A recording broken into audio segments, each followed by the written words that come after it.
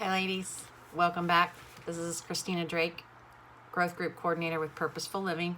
We are on an Exodus series titled Be Brave. This is lesson 7 titled Come to Love. So as we start out, our story is back in Exodus chapter 32. And this is when Moses and Joshua went up on the mountain to meet with God. And so Moses was up there for quite a while, and the people became restless down in the camp. So in Exodus chapter 32, starting out in verse 1, it's talked about when the people saw that Moses delayed in coming down the mountain, they gathered around Aaron and said to him, "Come make gods for us who will go before us, because Moses, this man who brought us out from the land of Egypt, we don't know what has happened to him." So Aaron, who stayed with the people, replied to them, "Take off your gold rings that are on the ears of your wives, your sons, your daughters, and bring them to me." So all the people took off their jewelry and brought it to Aaron. He took the gold from them, fashioned it with an engraving tool, and made it into an image of a calf. And this is the story of the golden calf. Then he said, "Israel, these are your gods who brought you out from the land of Egypt."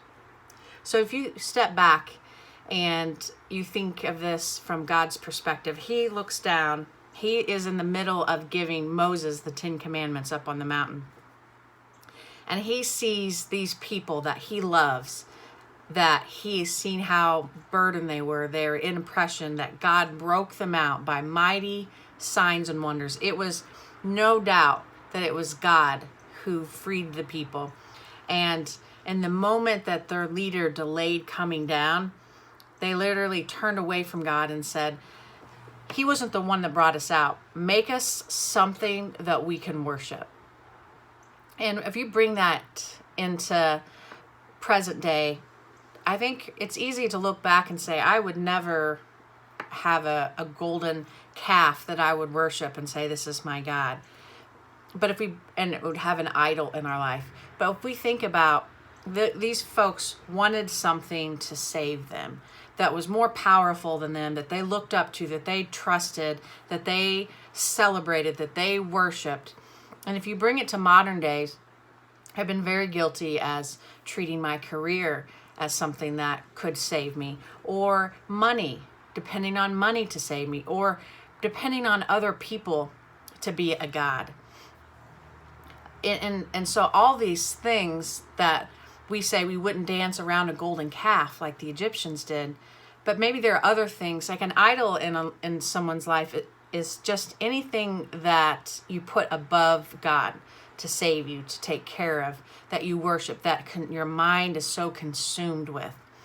And so how heartbroken would God have been when he looks down and he is literally with Moses, the leader, to give some guiding commandments that will save their life, that'll keep them from pain and hardship, so that they will live long and have, prosperous, abundant life. And he looks down and they've already turned their back on him. And so when Aaron, and picking up and back in verse 5, it said, when Aaron saw this, he built an altar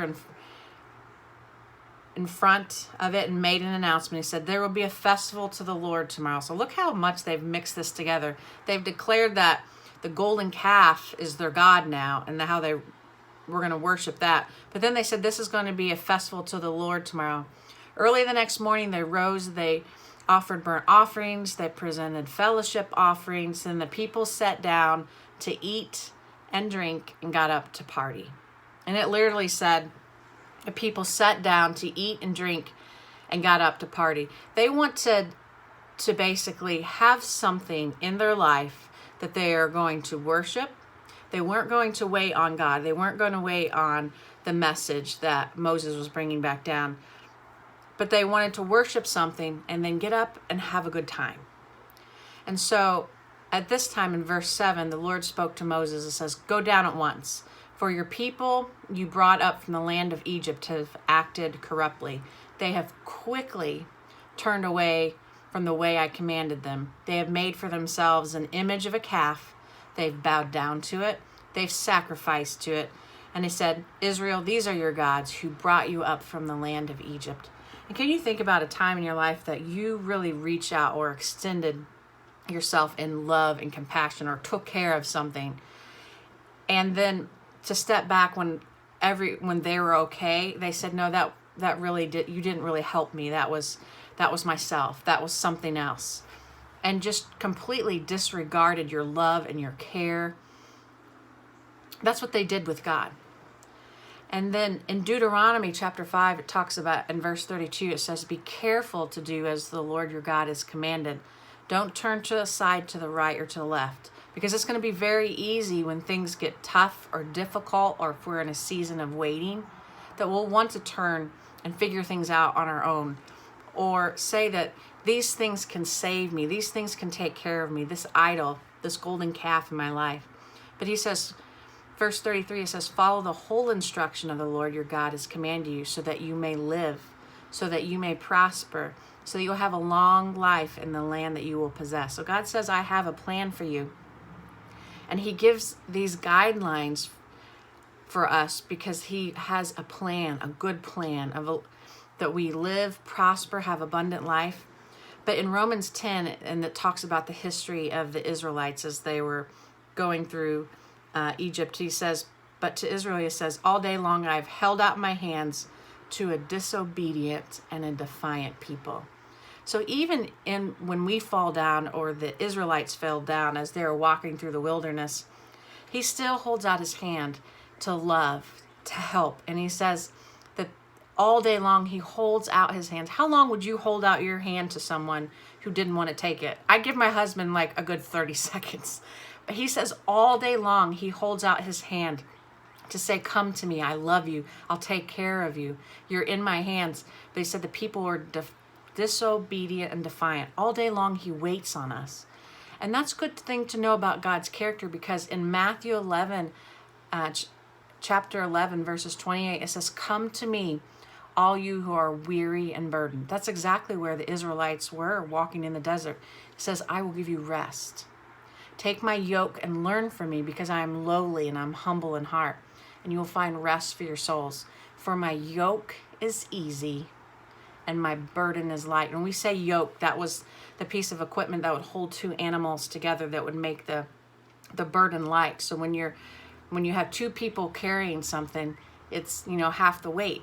So he says, my yoke is easy on your shoulders and my burden is light. And that's the God. And I'm going to leave you with one last scripture in the Song of Solomon. You can hear the heart of God's love for us. And he says, my love calls to me, my love. Arise, my darling, come away, my beautiful one. So he says, come away with me. When you have trouble, when you are discouraged, when you don't know, how things are going to work out, he says, come to me, my love. He's literally calling us his love.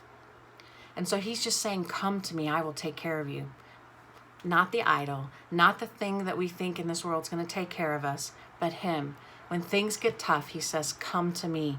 I am love. I love you. I will help you when you're weary and burdened. So ladies, let's meditate on that, as God is our love. Thank you.